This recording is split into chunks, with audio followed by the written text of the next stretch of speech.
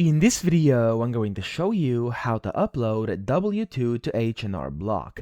Now, the first thing you have to do, you want to go to this drop-down menu here, and you want to switch over to Federal, and then you want to complete the Your Info section. Now, of course, it's going to be the one that you start on, and you have to provide all your information, and when you do that, you'll be able to come to the Income tab, which should be the second one up here.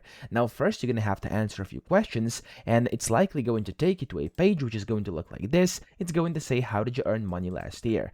Now, the easiest way to basically upload a W-2 is to just go down to the bottom here where it says search for a form and type in W-2 over here. And as you can see, it says W-2, wages, salaries, and tips. Now, over here up top, you can also see it. It's actually over here. So you can select whichever one you want. And then you can click on the plus add button here and click on go there. And it's going to be added over here. And you can just go and add an employer to actually be able to upload that. So click on add an employer. Of course, it's going to require their name. Just for the purpose of this tutorial, I'm just going to type in Google over here. Of course, make sure you do your own employer actually.